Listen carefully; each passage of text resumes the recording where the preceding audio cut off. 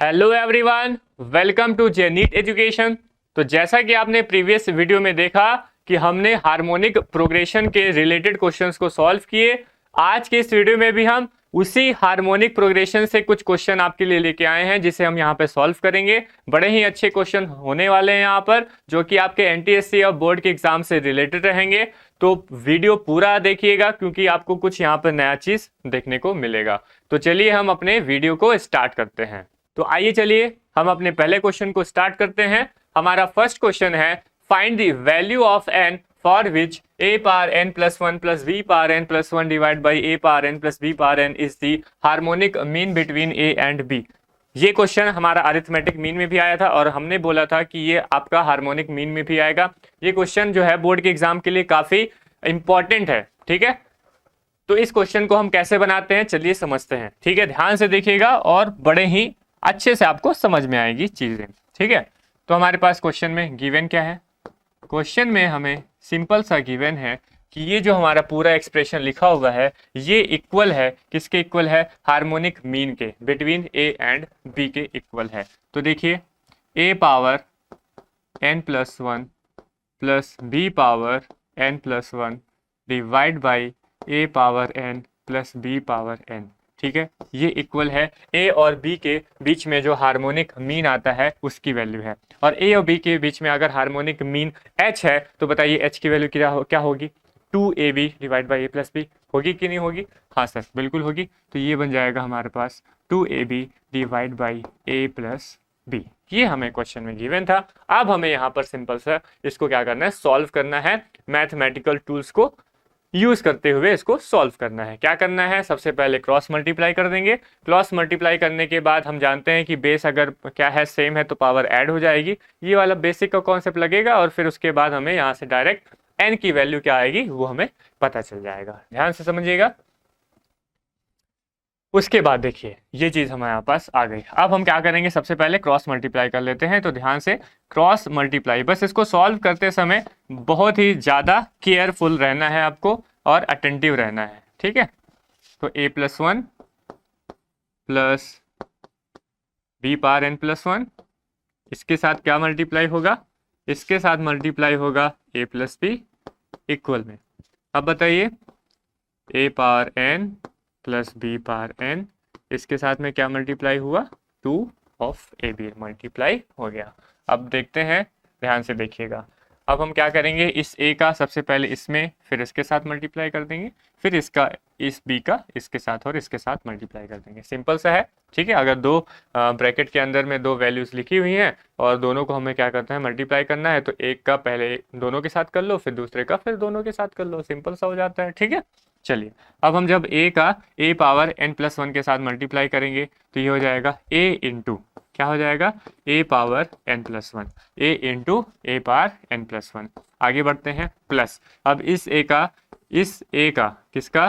a का b के साथ में मल्टीप्लाई होगा तो a into b power n plus 1 बन जाएगा, ठीक है। चलिए आगे बढ़ते हैं, प्लस अब इस b का जो है वो a पावर n प्लस 1 के साथ में मल्टीप्लाई हुआ तो इतना आ गया, प्लस अब इस b का जब b पावर n प्लस 1 के साथ होगा, पावर n प्लस 1 के साथ मल्टीप्लाई होगा तो इतनी वैल्यू आ जाएगी। इक्वल कर देंगे, इसको भी हम मल्टीप्लाई कर देते हैं। तो 2 ऑफ ab है ना। तो a b किसके साथ मल्टीप्लाई हुआ? ये a पावर n के साथ मल्टीप्लाई हुआ। और यही जो 2 ऑफ ab होगा वो किसके साथ मल्टीप्लाई हो जाएगा? वो हमारा b पावर n के साथ में मल्टीप्लाई हो जाएगा, ठीक है ना। चलिए आगे बढ़ लेते हैं। तो जब हम आगे बढ़ेंगे तो यहाँ पे देखिए बेस सेम है तो पावर हम ऐड कर देते हैं। तो यहाँ पर पावर 1 है, यहाँ पर पावर n प्लस 1 है, तो क्या बन जाएगा? ये n प्लस 2 बन जाएगा, a पावर में n प्लस 2। बताइए समझ में आया? उसके बाद ये तो हमारा बेस सेम नहीं है तो ये पावर तो ऐड हो नहीं पाएगी, तो जैसे लिखा हुआ है वैसे हम इसको लिख देते हैं। ये भी, इसमें भी हमारा बेस सेम नहीं है तो पावर ऐड तो हो नहीं पाएगी, जैसा लिखा है वैसे लिख देते हैं। उसके बाद देखिए यहाँ पर क्या है? देखिए बेस सेम है तो पावर ऐड हो जाएगी। यहाँ पे पावर 1 है, यहाँ पे पावर n प्लस 1 है, तो इसको क्या मैं लिख दूँ? n प्लस 2 लिख दूँ इक्वल में। अब यहाँ पे देखिए, यहाँ पर देख रहे होंगे तो यहाँ पर हमारे पास 2ab, ये तो हम वैसे लिख लिए। अब a और a ये पावर बेस है, ये हमारा बेस सेम है, तो यहाँ पर पावर ऐड हो जाएगी और क्या बनेगा? n plus. बस यही करना है, ठीक है, बस केयरफुली करना है, कोई भी इधर उधर हुआ तो पूरी जो वैल्यूज हैं वो हमारी गलत हो जाएंगी और हमारा आंसर गलत आ जाएगा। ठीक है, अब देखिए यहाँ पर 2ab जो रहेगा तो वो रहेगा ही, b हमारा बेस सेम है तो यहाँ पर वैल्यू n+1 आ जाएगी। ठीक है भाई, बताइए कोई दिक्कत है क्या यहाँ तक? अगर आपको यहाँ तक कोई दिक्कत नहीं है, उसके बाद हम क्या करें, उसके बाद देखिए क्या करें हम, उसके बाद हम जो है क्या करते हैं, उसके बाद देखिए हम क्या करते हैं, हमें यहाँ पे दिख रहा होगा ये हमारा है a पावर n+2 प्लस ये हमारा जो b पावर n+2 है, इसको हम ले लेते हैं साथ में b पावर n+2। ठीक है, अब यहाँ से देखिए, ध्यान से देखिए क्या लिखा हुआ है, a into b power n+1, a into b power n+1, और यहाँ पे क्या लिखा हुआ है 2 of a into b power n+1, क्या लिखा हुआ है 2 of a into b power n+1। तो ये जो a into b power n+1 है, इसको मैं इधर ले जाऊंगा तो ये क्या बनेगा, देखिए अब इस a into b power n+1 को मैं इधर ले जा, ठीक है, चलिए अब देखिए ध्यान से, वैसे ही 2b इंटू ए पावर n+1 जो है वो b इंटू ए पावर n+1 है, तो इसको भी हम इधर ले जाते हैं और इस पूरे को भी हम इधर ले जाते हैं, तो देखिए क्या बन जाएगा, ध्यान से देखिएगा, यहाँ पर हमें जो लिखा हुआ है सबसे हम पहले लिख लेते हैं, तो 2b इंटू ए पावर n+1, ठीक है लिखा हुआ है। अब हम जब इस b इंटू ए पावर n+1 को इधर साइड ले गए तो बताइए क्या बन जाएगा, ये माइनस में आ जाएगा, माइनस हो जाएगा b इंटू ए पावर n+1, यही चीज हो गई, आ गई कि नहीं आ गई, दूसरे साइड आएगी, यहाँ पॉजिटिव था तो दूसरे साइड आ गई तो नेगेटिव बन जाएगा, प्लस यहाँ पे देखिए, यहाँ पे लिखा हुआ है हमारे पास, यहाँ पे क्या लिखा हुआ है 2 of a into b power, क्या लिखा हुआ है b पावर n+1, ये लिखा हुआ है। अब ये जो a into b power n+1 है, ये RHS में है, ये LHS में है, RHS में आएगा तो क्या बन जाएगा, ये हमारे पास आ जाएगा माइनस में a into b power b power n+1 आ जाएगा, इतना बताइए समझ में आया, आया क्या, ये a into b power n+1 को हम इधर दूसरे साइड में ले गए, ये क्या था हमारा LHS था, उसको हम RHS में लेके गए, b इंटू ए पावर n+1 को LHS में था, उसको हम RHS में लेके चले गए। ठीक है, तो LHS में हमारे पास क्या वैल्यू आई थी, ये हमारे पास था a पावर में n+2 और क्या था प्लस में b पावर n+2। ठीक है, अब देखिए 2 इंटू बी इंटू ए पावर n+1 इन माइनस में b इंटू ए पावर n+1, बताइए क्या आएगा, इसकी वैल्यू क्या आएगी, इसकी वैल्यू क्या आएगी, ये क्या है 2 times of b into A power n+1 है और ये 1 times of b into A power n+1 है, तो ये 2 में से एक माइनस चला जाएगा तो क्या बचेगा, एक ही तो बचेगा, तो यहाँ पे मैं क्या लिख दूं, यहाँ पे मैं लिख दूं b इंटू ए पावर n+1, बताइए कोई दिक्कत है क्या, ये चीज समझ में आई ना, हमने दो, ये हमारे पास कितना है 2 है, ये हमारे पास 1 है, तो हम 2 में से 1 माइनस करेंगे कितना आएगा, 1 ही आएगा, 1 आएगा, तो यहाँ पे b इंटू ए पावर n+1 हो गया।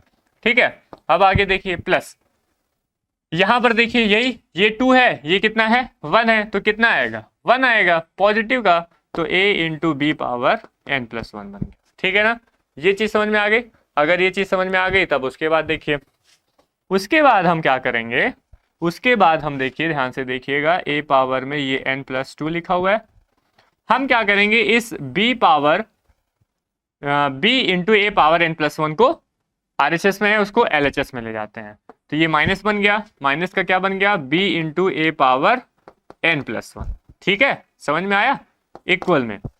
अब यहां पे देखिए,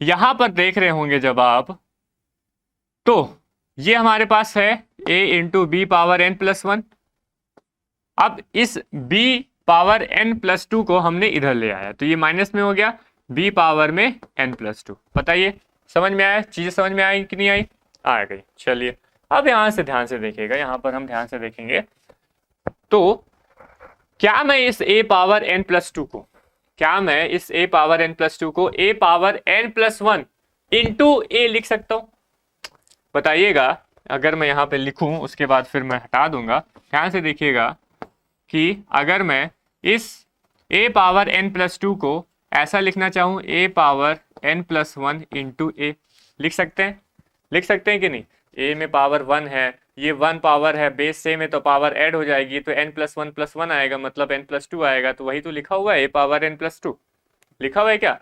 तो अब मैं ये इतना क्यों लिख रहा हूँ, मैं इतना लिख रहा हूँ कि यहाँ पे देखिए, अब इसको देखिए, किसको देखिए, अब आप इसको ध्यान से देखिए और इसको देखिए, तो यहाँ पर दोनों में a पावर n+1 कॉमन आ रहा है, दोनों में a पावर n+1 कॉमन आ रहा है, आ रहा है कि नहीं आ रहा है, आ रहा है। जब कॉमन कर लिए तो अंदर में ब्रैकेट में क्या बचेगा, ब्रैकेट में बचेगा यहाँ पर a और यहाँ पर बचेगा b, और साइन क्या रहेगा माइनस का, तो a माइनस b बच जाएगा, बच जाएगा कि नहीं बच जाएगा। तो हम वही चीज यहाँ पे करने वाले हैं और इसको हम हटा देते हैं। ये चीज समझ में आई कि नहीं आई आपको, बताइए, समझ में आ गई। तो हम डायरेक्ट क्या कर देंगे यहाँ पर, डायरेक्ट हम यहाँ पर करेंगे a+1 को, मतलब a पावर में n+1 को कॉमन कर लिया, यहाँ पर बचेगा हमारे पास, यहाँ पर क्या बचेगा, a बचेगा और यहाँ पर बचेगा b, तो जो कि है माइनस में, किस में है, माइनस में है। तो ये इतनी वैल्यू हमें देखने को मिली अगर हम a पावर n+1 को कॉमन करते हैं इन दोनों टर्म्स में से। थे ये माइनस में है ना, ये माइनस में है, ये हमारा माइनस में है, ठीक है। चलिए आगे बढ़ते हैं।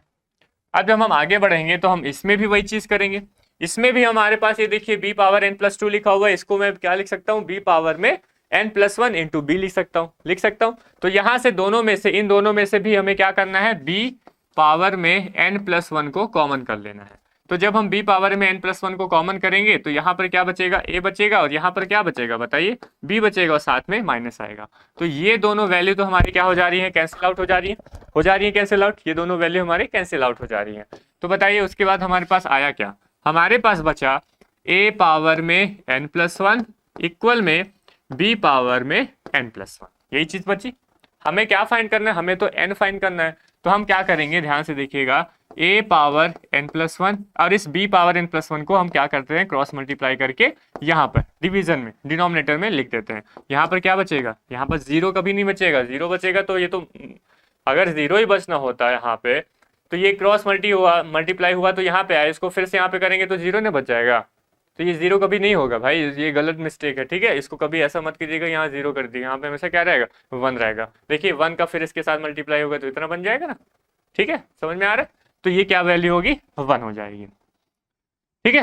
कई स्टूडेंट ने क्या कर दिया था, पहले जीरो कर दिया था, तो वो जीरो नहीं होगा भाई, ठीक है, ध्यान रखिएगा इस चीज को। चलिए उसके बाद यहाँ पे देखिए पावर तो दोनों सेम है, तो मैं लिख सकता हूँ क्या कि ए बी में होल पावर n+1 लिख सकते हैं, बिल्कुल लिख सकते हैं सर। और ये पावर, ये कितना बन गया, 1 बन गया।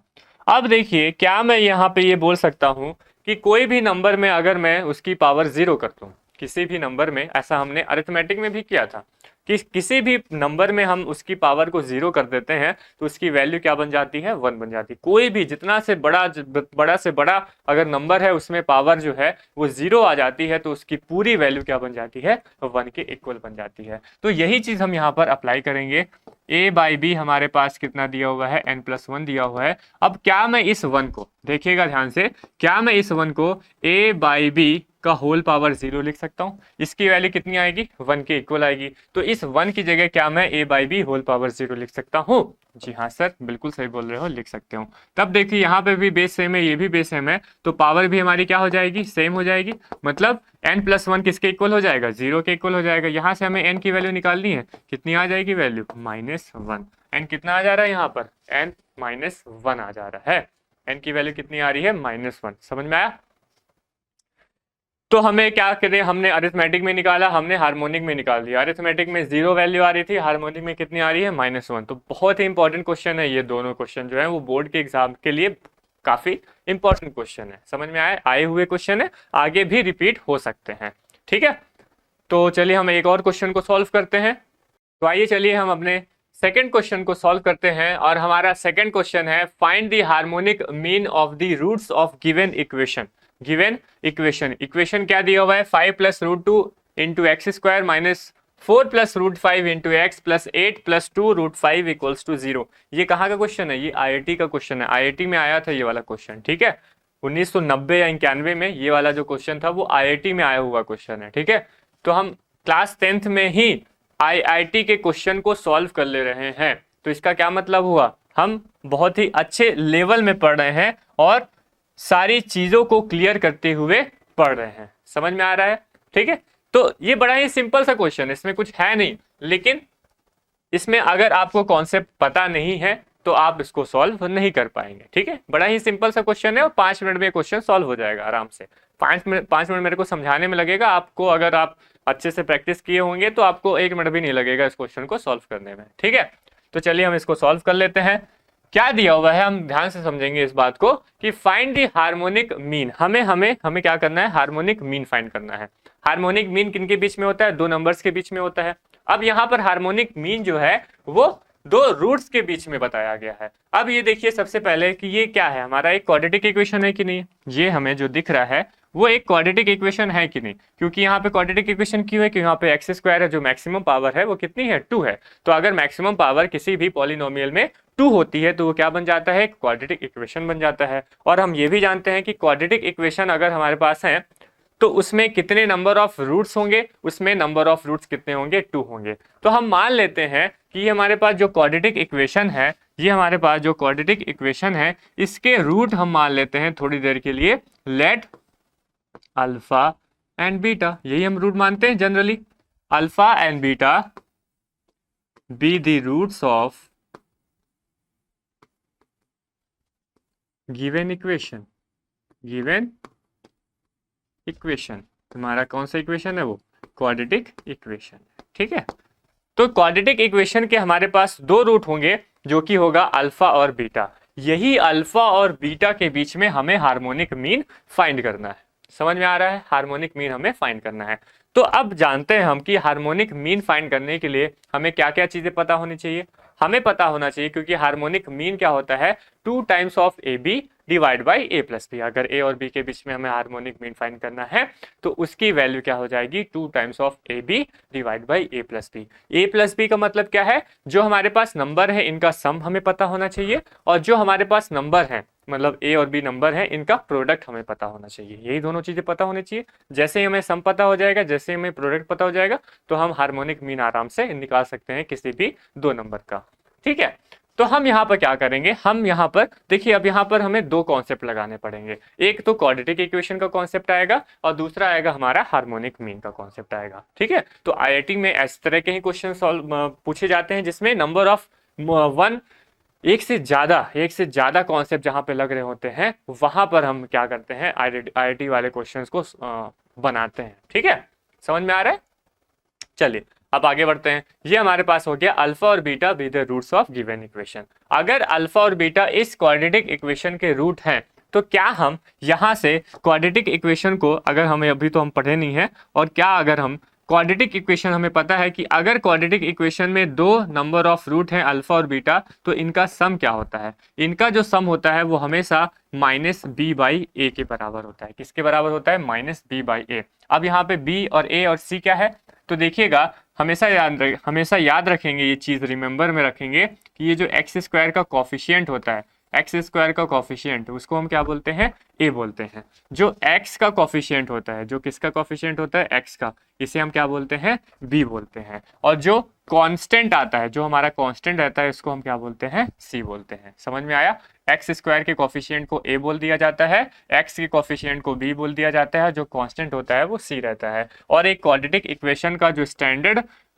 एक्सप्रेशन होता है वो हमारे पास कुछ इस तरह से आता है, A X square plus B X plus C equal में 0, प्लस सी इक्वल्स में 0 हो जाता है। ठीक है, अब हमें अगर 2 रूट्स का, 2 हमारे पास रूट है अल्फा प्लस बीटा, अल्फा और बीटा का अगर हमें सम चाहिए तो उसकी वैल्यू माइनस बी बाई ए हो जाती है। अब बताइए यहाँ पर बी कितना है और ए कितना है। अगर मैं अल्फा प्लस बीटा बोलूं तो इसकी वैल्यू हो जाएगी माइनस में। अब बताइए बी की वैल्यू कितनी है, जो एक्स का कोफिशिएंट होता है, एक्स का कोफिशिएंट यहाँ पर क्या है, माइनस, क्योंकि ये प्लस में है। जो हमारा स्टैंडर्ड एक्सप्रेशन है वो किस में है, प्लस में है। तो अगर यहाँ प्लस होता तो कोई दिक्कत नहीं था, लेकिन यहाँ पर माइनस है तो हम माइनस को साथ में लेके चलते हैं, माइनस को भी साथ में लेके जाएंगे, मतलब ये भी जाएगा तो माइनस को भी लेके जाएगा। ठीक है, तो एक्स का जो हमारा कॉफिशिएंट होगा वो क्या होगा, बी, और बी यहाँ पर क्या आ रहा है, minus of A minus of 4 plus under root of 5। क्या आएगा, minus of 4 plus under root of 5। तो ये बी की वैल्यू हो गई। अब बताइए ए की वैल्यू क्या आ जाएगी, ए की वैल्यू हो जाएगी हमारे पास में एक्स स्क्वायर का जो कोफिशिएंट होता है वही ए होता है, और ए यहाँ पे कितना आ रहा है 5 प्लस अंडर रूट 2। यहाँ तक आपको समझ में आया। तो यहाँ से अल्फा प्लस बीटा इसकी value minus of A B, B कितना है हमारे पास, बी हमारे पास है minus of 4 plus under root 5, और ए की वैल्यू कितनी है 5 प्लस अंडर रूट 2। बताइए समझ में आया क्या। तो अल्फा और बीटा का जब हमने सम किया, अल्फा और बीटा का जब हमने सम किया तो ये माइनस माइनस हमारा प्लस हो गया। तो यहां से वैल्यू आई 4 plus under root of 5 divide by 5 plus under root of T. ये क्या आ गया, अल्फा प्लस बीटा आ गया। बताइए समझ में आया। अब हमें निकालना है अल्फा बीटा, मतलब अगर दो रूट्स हैं इनका अगर हमें प्रोडक्ट फाइंड करना हो, दो रूट्स हैं इनका अगर हमें प्रोडक्ट फाइंड करना हो, तो बताइए क्या इसका फॉर्मूला क्या हो जाता है। इसका फॉर्मूला हो जाता है हमारे पास c बाई ए। क्या हो जाता है, c बाई ए। ठीक है, अभी हम क्वाड्रेटिक इक्वेशन जब हम पढ़ेंगे तो और अच्छे से इसको चीज को देखेंगे। ठीक है, तो c बाई ए क्या आ जाएगा हमारा, अल्फा बीटा की वैल्यू हो जाएगी c बाई ए। अब बताइए c क्या होता है, जो हमारा कांस्टेंट होता है वो पूरा c हो जाता है। कांस्टेंट कितना है 8 प्लस 2 रूट ओवर 5। ठीक है, ये हमारा कांस्टेंट है। और a हमारे पास कितना है 5 plus root over 2, 5 plus root over 2। ये हो गया, हमें आ गया अल्फा प्लस बीटा, हमारे पास आ गया अल्फा बीटा। तो अब क्या हम बताइए हार्मोनिक मीन फाइंड कर सकते हैं अल्फा और बीटा के बीच में। अल्फा और बीटा के बीच में हमें क्या फाइंड करना है, हार्मोनिक मीन। और ये जो हार्मोनिक मीन होगा बताइए वो किसके बराबर होगा, 2 times of alpha beta divide by alpha plus beta के इक्वल होगा। होगा कि नहीं होगा। अगर ये 2 times of alpha beta divide by alpha plus beta के इक्वल है तो हम ये भी देख चुके हैं 2 टाइम्स ऑफ अल्फा बीटा, और अल्फा बीटा हमारे पास कितना आ चुका है, ये आ चुका है 8 प्लस कितना 2 root 5, 8 plus 2 root 5 alpha beta आ गया। अच्छा नीचे डिवाइड में भी है ना, डिवाइड बाई क्या हो जाएगा, डिवाइड बाई हो जाएगा 5 प्लस रूट ओवर 2। ये किसकी वैल्यू है, 2 टाइम्स ऑफ अल्फा बीटा की वैल्यू है। Divide by alpha plus beta कितना दिया हुआ है 4 plus root over 5 divide by 5 plus root over 2, यही दिया हुआ है। अब यहाँ से देखिए ये जो हमारा 5 प्लस रूट ओवर 2 है, ये 5 प्लस रूट ओवर 2 के साथ क्या हो जाएगा, कैंसिल आउट हो जाएगा। तो हमें यहाँ पर h की वैल्यू कितनी देखने को मिलेगी, h की वैल्यू देखने को मिलेगी 2 का अंदर अगर हम मल्टीप्लाई कर देंगे तो ये 16 हो जाएगा, ये हमारा 4 हो जाएगा, ये हमारा अंडर रूट 5 ही रहेगा, और डिवाइड बाई क्या हो जाएगा, डिवाइड बाई हो जाएगा 4 प्लस रूट ओवर 5, और यही हमारा क्या बन जाएगा, h हमारा बन जाएगा कि हार्मोनिक मीन अल्फा और बीटा के बीच में कितना आ रहा है 16 plus 4 under root 5 divide by 4 plus under root 5। समझ में आई बातें समझ में आई कि नहीं आई। तो ये हमारा हार्मोनिक मीन था, ऐसे हम लोग को फाइंड करना था। ठीक है।